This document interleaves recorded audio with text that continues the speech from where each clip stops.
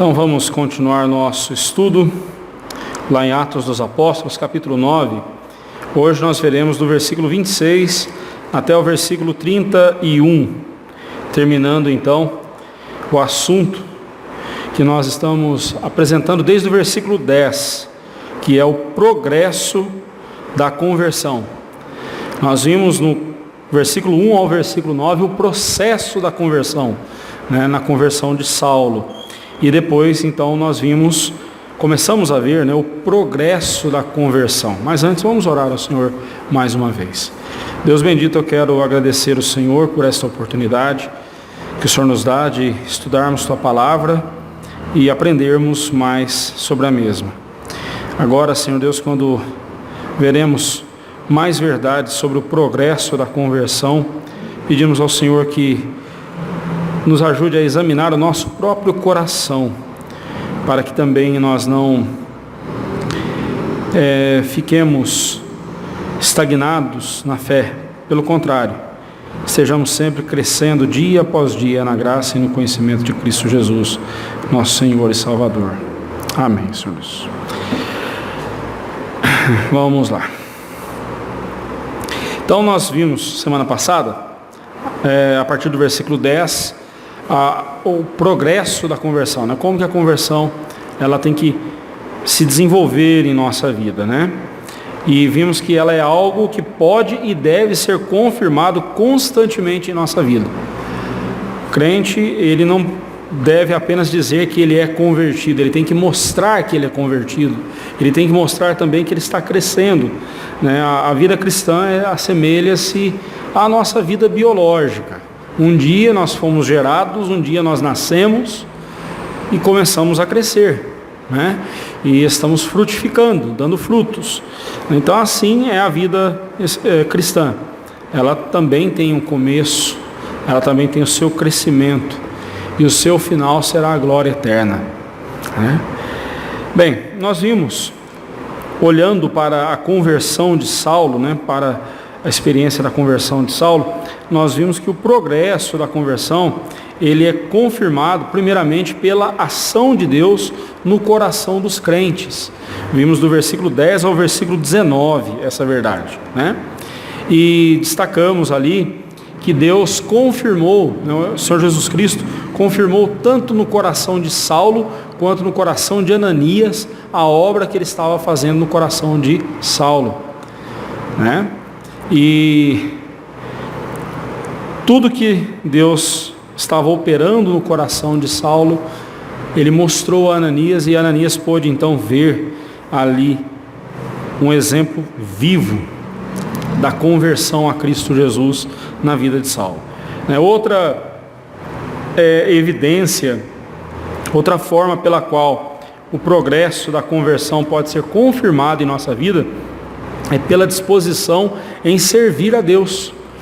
Do versículo 20 ao versículo 25, nós vimos essa verdade, Paulo, ele se dispôs, assim que ele passou pela conversão, ele se dispôs a servir a Deus, a servir a Cristo, a servir ao Senhor a quem ele estava perseguindo sem saber, E vimos então que ele logo pregava nas sinagogas, falando de Jesus, afirmando que Jesus Cristo era o Filho de Deus, E ele, obviamente, levantou ali alguma suspeita, os judeus, especialmente os judaizantes, aqueles judeus que seguiam o judaísmo, ficaram confusos, Nós vimos lá no versículo 22 que ele deixou os judeus confusos.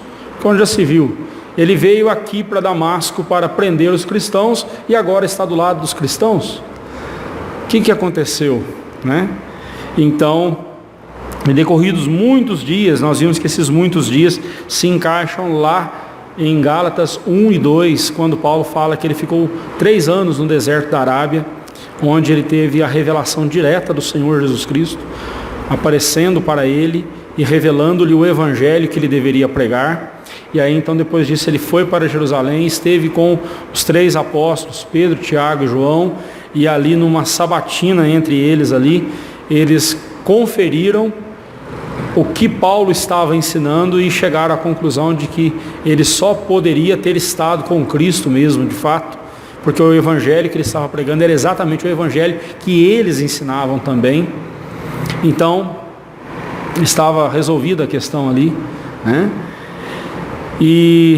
Mas quando Paulo volta para Damasco, ele é perseguido, já sofre a sua primeira perseguição.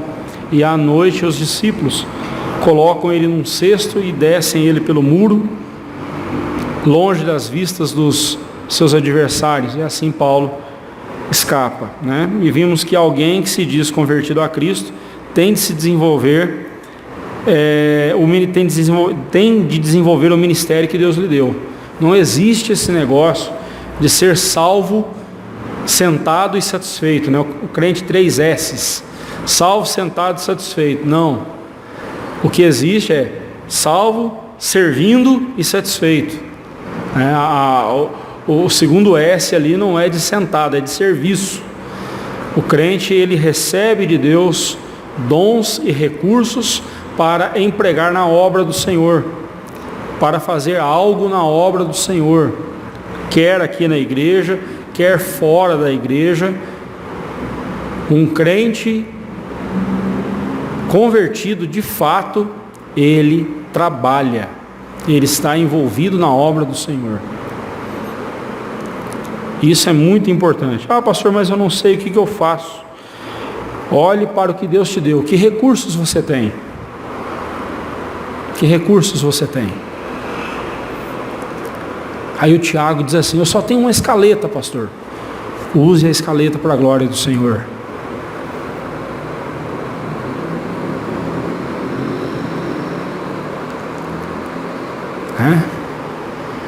Aí eu tenho bens materiais. Use isso para a glória do Senhor. Use isso para o benefício de outras pessoas. Peça a Deus para te dar uma ocasião, te mostrar como você deve fazer isso. Você não vai sair aí à torta e à direita fazendo de qualquer jeito. Não é assim. Existem critérios dentro da palavra de Deus para você seguir. Mas entenda que uma vez que você foi salvo por Cristo Jesus, você tem recursos que Deus te dá. E quando eu falo dons, quando a Bíblia fala de dons, ela não está falando apenas de habilidades. Tudo que você tem, a casa, seu carro, seu sustento, tudo que você tem é dom de Deus na sua vida, é uma dádiva de Deus para você. Como que você está usando isso para a glória de Deus? Pense nisso. E ficou para hoje, não deu tempo da gente ver semana passada, ficou para hoje, então, os versículos 26 até o versículo 31, né? Para nós vermos. Então, do versículo 26 ao versículo 28, nós vemos que outra maneira de confirmarmos a nossa conversão é pelo empenho na comunhão com a igreja. Empenho na comunhão com a igreja. Uma temática sempre presente, não só no livro de Atos, mas em toda a Escritura Sagrada, é a comunhão que o povo de Deus tem uns com os outros e com o próprio Deus, né? Quem faz parte do povo de Deus, faz parte do povo de Deus. É isso mesmo. Se você é salvo, se você foi salvo por Deus, você faz parte do povo dele. E você tem prazer em estar com o povo dele. Quem foi convertido a Cristo passou a fazer parte da família de Deus. E quem passou a fazer parte da família de Deus tem prazer e se empenha em estar sempre em comunhão com a família de Deus, ainda que possa haver dificuldades de relacionamento.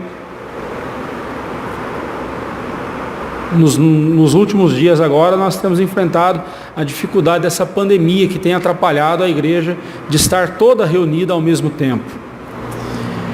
Mas antes de ter essa pandemia, muitas pessoas diziam assim: eu não vou na igreja não, porque lá na igreja tem muito hipócrita lá dentro. E aí eu falo assim, mas sempre cabe mais um, sempre tem lugar para mais um, pode vir. Né? Aqui é lugar para pecadores serem lapidados mesmo. Então se tem irmão hipócrita, Deus está trabalhando o coração dele também. Deus está lapidando o coração dele. Ah, mas eu não vou na igreja, porque lá na igreja é tudo um bando de falso. Né? É impressionante, né? Como que o pecado sempre é do outro, né? Nunca é nosso. Né? Mas a igreja, ela tem as suas dificuldades? Tem dificuldade de relacionamento? Tem. Às vezes a igreja não parece um aprisco de ovelhas. Às vezes a igreja parece um ajuntamento de porco-espinho, né? Um espetando o outro.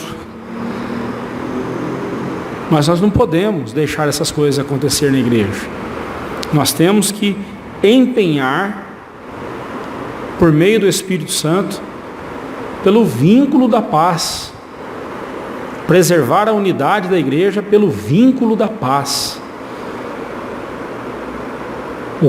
Se possível, o quanto depender de nós, devemos ter paz com todos, diz a palavra de Deus. Então, não devo ficar esperando o outro vir para estabelecer paz comigo. Eu tenho que fazer isso, tem que partir de mim, né?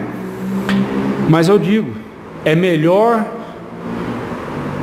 estar na igreja com esses problemas do que estar no mundo sem problema nenhum. Porque aqui a garantia que eu tenho é de que Deus está trabalhando o meu coração, me preparando para a glória eterna, para estar com Ele e com os meus irmãos por toda a eternidade. Lá no mundo não.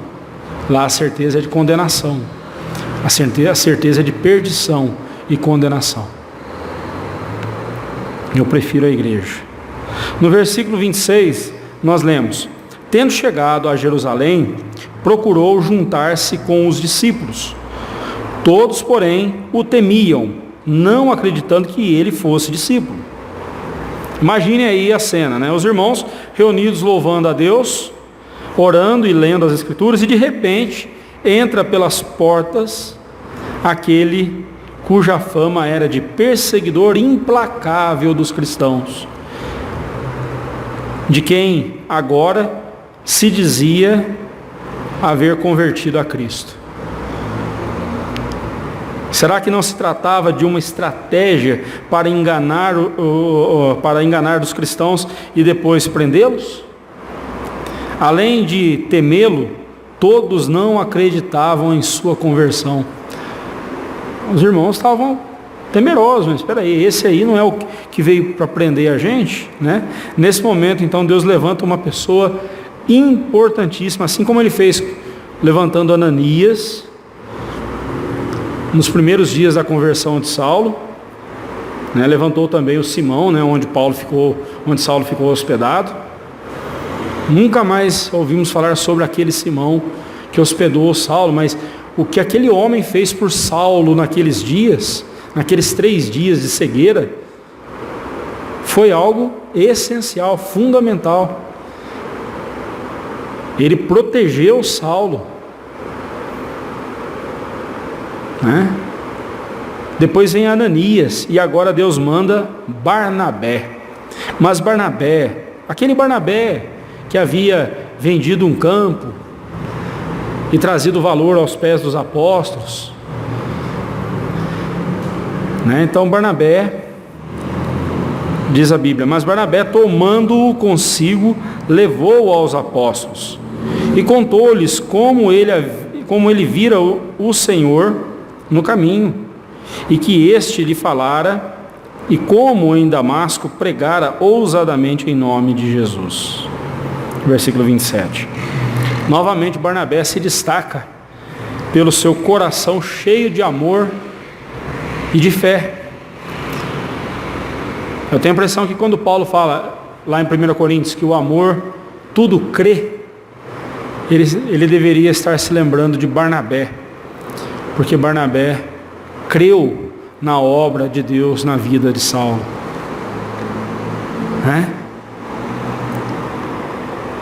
Tratou de levar Saulo aos apóstolos para que lhes contasse tudo o que havia acontecido desde sua conversão, e assim todo receio, todo medo dos discípulos caiu por terra. Verso 28. E Saulo então estava com eles em Jerusalém, entrando e saindo, pregando ousadamente em nome do Senhor Jesus. Observe, Saulo estava com eles. Você vê a comunhão como que é importante? Né? Saulo, ele prezava, ele tinha empenho na comunhão com a igreja, ele zelava, ele queria estar em comunhão com os irmãos. Um verdadeiro crente, ele quer estar em comunhão com os seus irmãos. Eu tenho visto essa situação que nós temos vivido aí de pandemia, muitos pastores falando, não, nós somos pela vida, nós somos pela preservação da vida e tal, não sei o quê, por isso as nossas igrejas estão fechadas.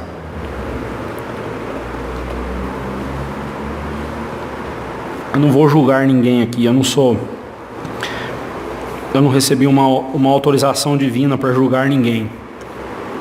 Mas, meus irmãos, se nós quisermos cuidar dos nossos irmãos, da vida dos nossos irmãos, preservar a vida dos nossos irmãos, nós não podemos fechar nossas igrejas, nós não podemos descuidar da comunhão com os irmãos.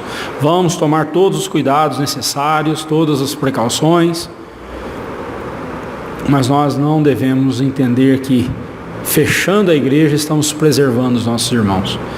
Nós necessitamos de estar em comunhão uns com os outros. E não, aliás, se assuste, fique preocupado, porque quando tudo isso passar, muitos dos nossos não voltarão mais. Daqui da nossa igreja, talvez alguns, mas de todas as igrejas, muitos não voltarão mais. Estarão tão frios na fé, tão cegos, tão ensoberbecidos, que ainda dirão, eu não preciso da igreja para ser crente. Eu descobri que eu posso servir a Deus onde eu estiver, e eu não preciso estar com a igreja para servir a Deus. Vão fazer um discurso aparentemente bonito, mas totalmente contrário à vontade de Deus. Deus nos livre dessa tragédia. Voltando para cá, para o texto, versículo 28, a mensagem de Saulo era Jesus Cristo, a quem ele pregava com muita ousadia, né?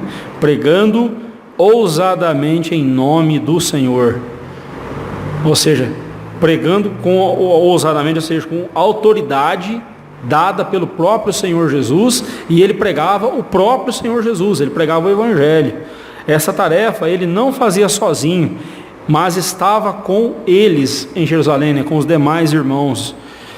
É importante lembrarmos que a ousadia, né, a coragem, era não só uma das principais características dos apóstolos, como também um dos principais pedidos que eles faziam a Deus para poderem pregar o Evangelho. Depois, destaque no livro de Atos e nas cartas de Paulo, quantas vezes eles pedem, os apóstolos pedem aos irmãos para estarem orando por eles, para que no abrir da boca eles tivessem ousadia e coragem e intrepidez para pregar o Evangelho.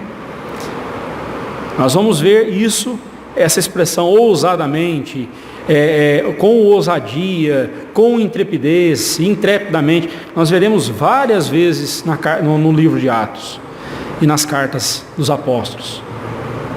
Pregar com ousadia, isso é, com coragem, com convicção, né? Não temendo ameaça alguma, mas fazendo aquilo para o que eles foram chamados. É importante destacar aqui a expressão pregando ousadamente em nome do Senhor, né? Ela destaca o fato de que, embora Saulo não tenha acompanhado o Senhor Jesus pessoalmente como os demais apóstolos, quando Jesus esteve aqui neste mundo, ele não esteve lá com Jesus, Saulo teve um contato pessoal com Cristo no deserto da Arábia, onde ele recebeu toda a revelação do Evangelho dos lábios do próprio Senhor Jesus, conforme o relato de Gálatas 1 e 2. É importante a gente observar isso. Então, pregando ousadamente em nome do Senhor Jesus, ele estava fazendo aquilo que o próprio Senhor Jesus havia mandado ele fazer. O próprio Senhor Jesus havia comissionado Saulo para fazer, e ele estava fazendo isso com a autorização do próprio Senhor Jesus. Por isso, então, os discípulos creram na conversão de Saulo. Saulo estava com os irmãos, mesmo quando eles não acreditavam em sua conversão, mesmo quando demonstravam medo pela sua pessoa, ele continuou firme em buscar a companhia dos irmãos. Barnabé também nos é um exemplo de alguém que se empenha em manter unidos os irmãos. Pense você no lugar de Saulo. Saulo já tinha passado algum tempo já, muitos dias, né, desde a conversão dele. Todo mundo já sabia que ele havia se convertido. E ainda os irmãos ainda estavam com medo, estavam com receio de recebê-lo. Pense você no lugar de Saulo. Você já tinha dado todas as evidências de que você agora era um irmão em Cristo, um servo do Senhor Jesus, um apóstolo de Cristo. E ainda a igreja se afastando de você. Será que você e eu nos empenharíamos em continuar naquela igreja? Hoje em dia a gente vê as pessoas fazendo isso. Por qualquer motivo sai da igreja. Por qualquer motivo sai da igreja. Não me valorizaram lá na igreja. Como assim não te valorizaram? Se você vai ver, ele queria que a cada serviço que ele fizesse fosse colocada uma placa na igreja, né, na parede da igreja, em honra ao mérito, ao que ele fez. E aí então, eu não volto mais na igreja porque lá o fulano de tal olhou torto para mim. As pessoas na igreja não se importam comigo, não é? Por qualquer motivo, é motivo para a pessoa sair da igreja. E essa frase não é minha, eu não sei quem foi que disse, mas eu concordo. Se você saiu da igreja por qualquer motivo, é porque você nunca esteve aqui por causa de Cristo.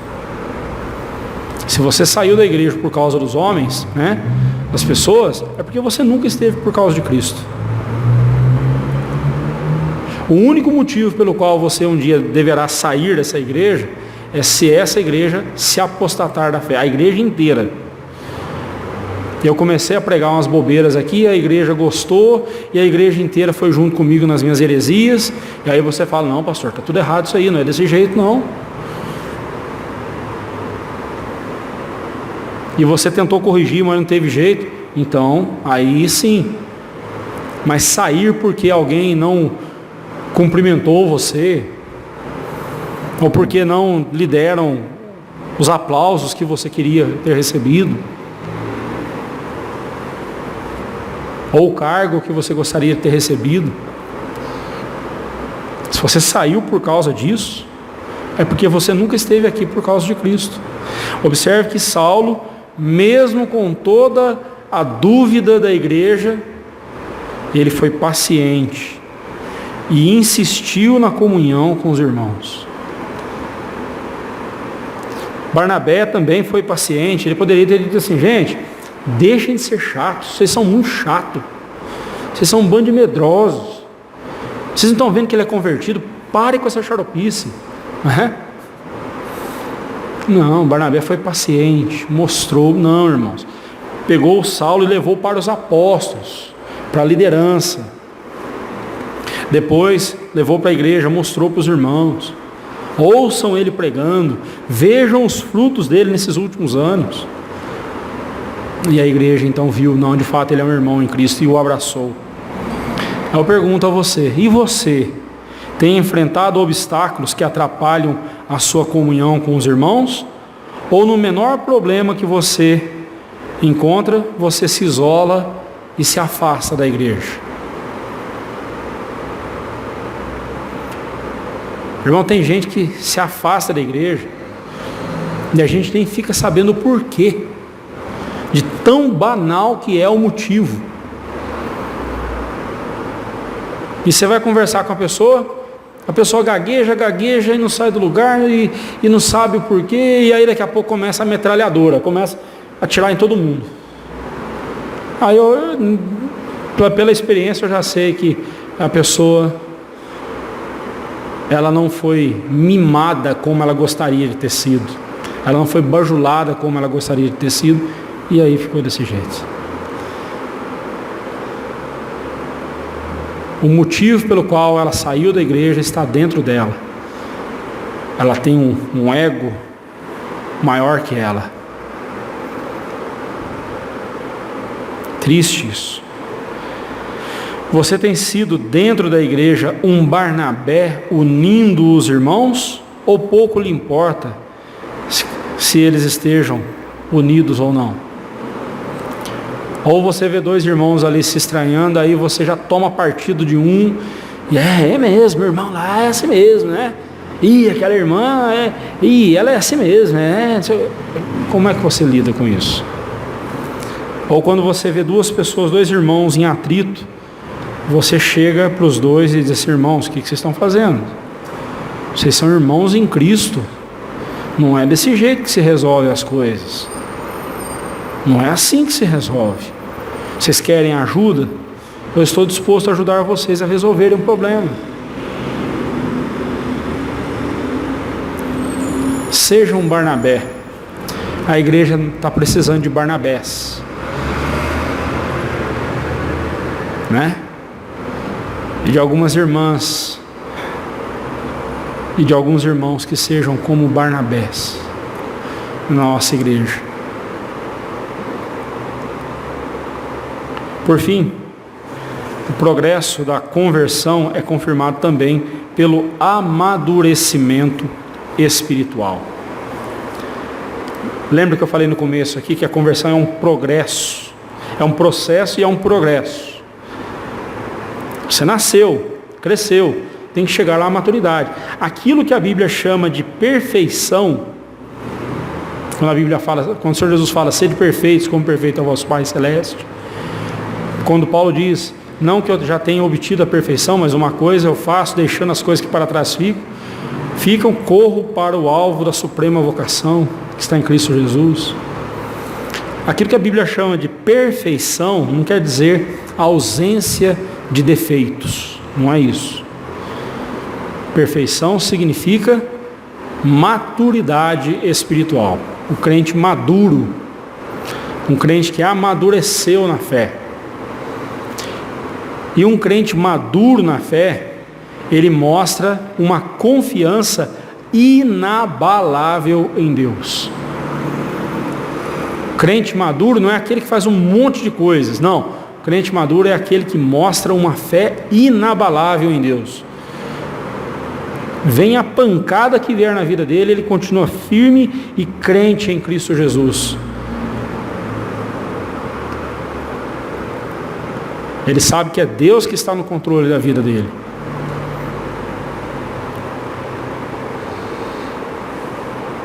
Os inimigos que se levantaram contra Estevão, os tais helenistas, nós vimos lá no capítulo 6, versículo 1 e 9, que de certa forma tiveram o apoio de Saulo naquela ocasião, agora se levantavam também contra Saulo, quando este se apresentou como um convertido a Cristo. Estes helenistas consideravam Saulo um traidor do judaísmo. Olha só o verso 29. Falava e discutia com os helenistas, mas eles procuravam tirar-lhe a vida.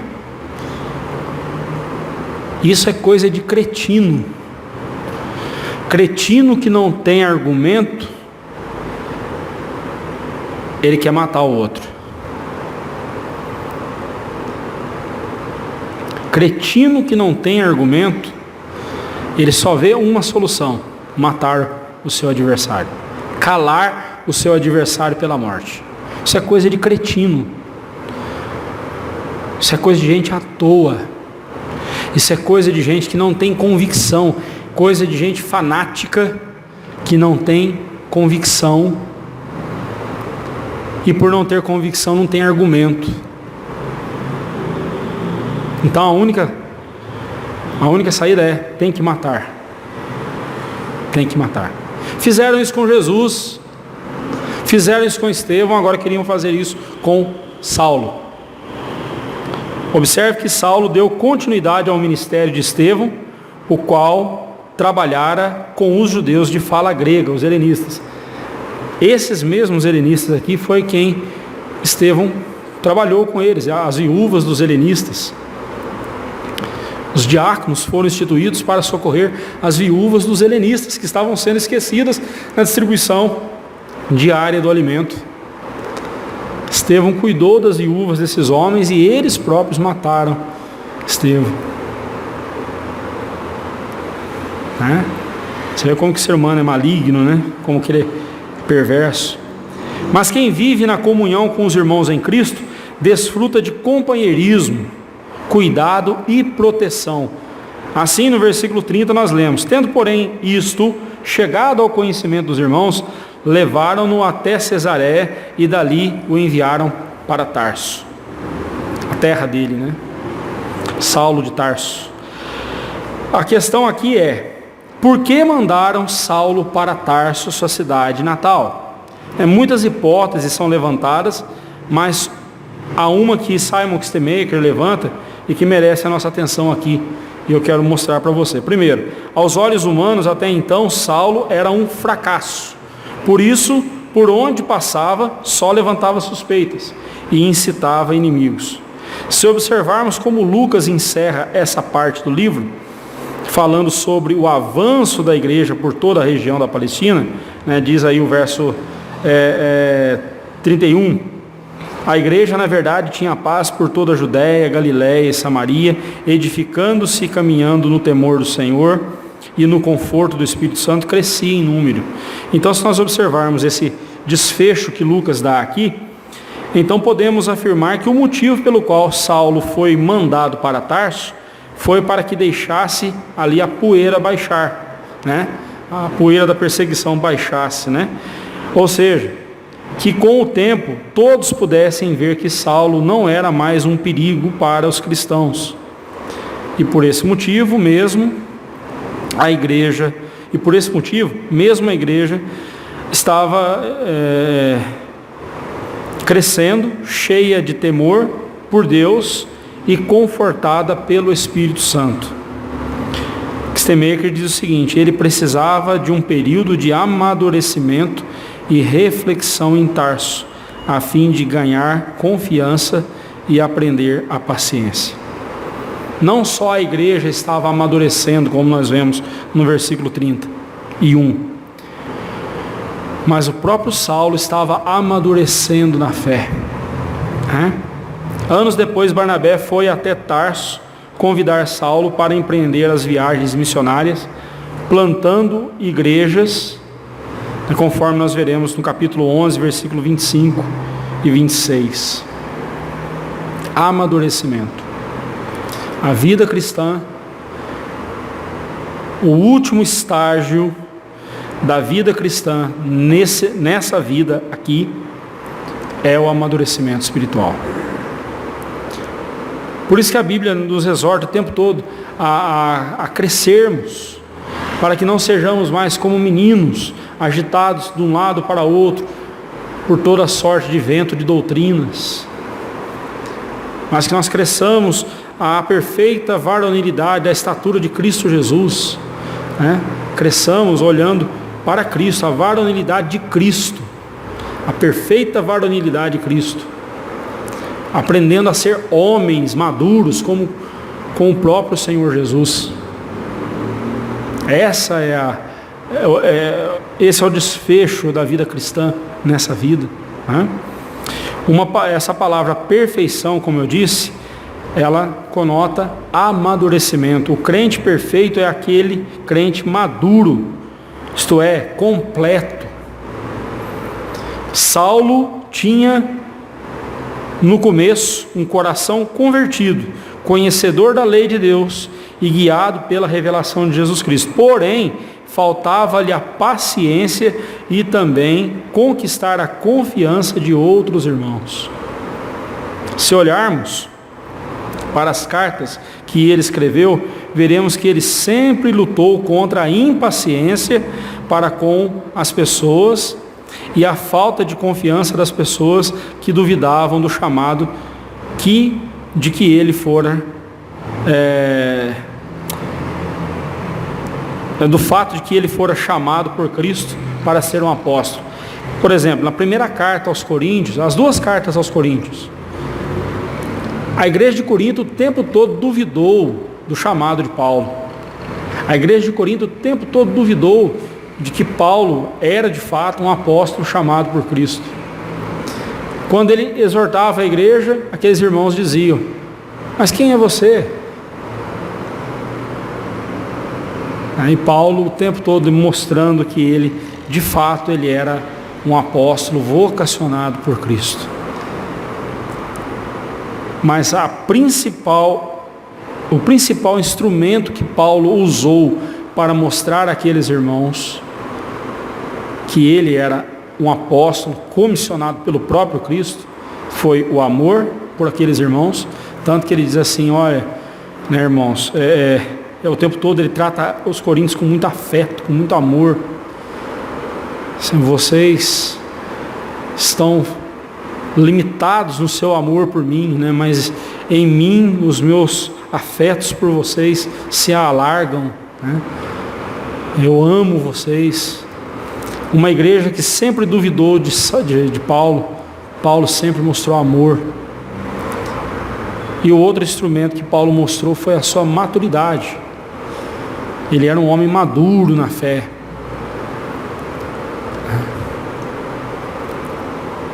Você demonstra esse amadurecimento em sua vida? Você se diz convertido, mas tem faltado a você maturidade para enfrentar as lutas dessa vida e testemunhar da graça de Deus em sua vida? Lembre-se que, tanto quanto ver você convertido, Deus também quer vê-lo crescendo sempre na sua graça. Tanto quanto ver você convertido, Deus quer ver você crescendo. Crescimento, amadurecimento. E lembre-se, amadurecimento mostra uma confiança inabalável em Deus. Não importa a circunstância que você estiver vivendo, você vai mostrar confiança em Deus. O que Deus quer que nós façamos, encerrando aqui, o texto de Efésios 4, 11 a 32, as Escrituras nos mostram que Deus em Cristo capacitou a sua igreja com ministérios relacionados à palavra, né, à pregação da palavra, ao ensino, a fim de que toda a igreja crescesse e amadurecesse na fé. E lá no versículo 13 e 14 de Efésios 4, a Bíblia diz: até que todos cheguemos à unidade da fé e do pleno conhecimento do Filho de Deus, à perfeita varonilidade, à medida da estatura da plenitude de Cristo, para que não mais sejamos como meninos, agitados de um lado para outro, levados ao redor por todo vento de doutrina, pela artimanha dos homens, pela astúcia com que induzem ao erro. Sabe por que tem muito crente? Eu não sei se você tem acompanhado ultimamente, mas tem havido várias conversões de evangélicos, presbiterianos ao catolicismo. Tem muitos voltando para o catolicismo.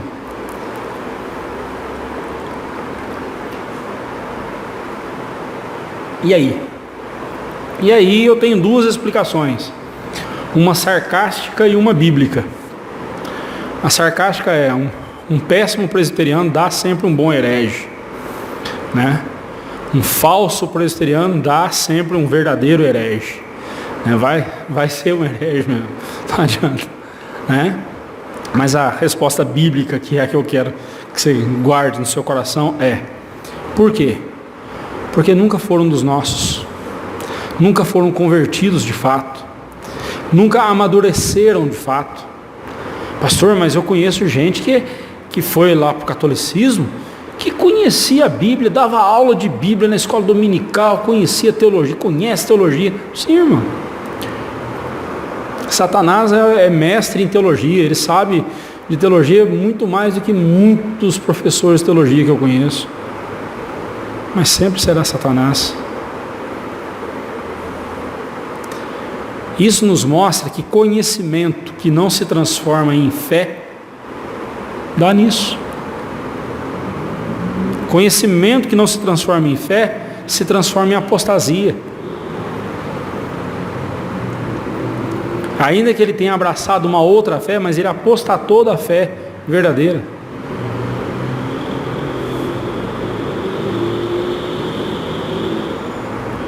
Ah, eu fico triste quando eu ouço isso. Não, eu não fico triste. Isso para mim é Deus limpando o trigo, tirando o joio do meio do trigo. O que eu peço é que, se Deus quiser ter misericórdia e trazer de volta, que Ele assim o faça, porque do contrário, do contrário será confirmado que é joio no meio do trigo que está sendo tirado. Um crente maduro reflete Cristo em seu viver, palavras e ações. É isto que Deus requer de nós, e para isto Ele nos tem preparado. Concluindo, irmãos, voltando ainda a nossa atenção para o versículo 31 aqui de Atos 9, destacamos que a igreja cresce numérica e espiritualmente quando se edifica e caminha no temor de Deus, isto é, segue a palavra de Deus, segue na palavra de Deus o que Ele quer para ela, e quando é confortada pelo Espírito Santo. A igreja cresce quando ela é edificada na presença do Senhor com temor a Deus, e quando ela é confortada pelo Espírito Santo. Aqui nós temos a orientação da palavra de Deus e o conforto do Espírito Santo. O crescimento dessa igreja, tanto numérico quanto espiritualmente, depende dessas duas coisas: da palavra de Deus e do conforto do Espírito Santo no coração das pessoas. E por quê? Porque a palavra de Deus nos guia e o Espírito Santo nos conforta nas lutas que estamos atravessando e que temos que atravessar. E quem é guiado pelo Espírito Santo e confortado pelo Espírito Santo, cresce espiritualmente. Que assim seja com a nossa igreja, para a glória do Senhor. Amém.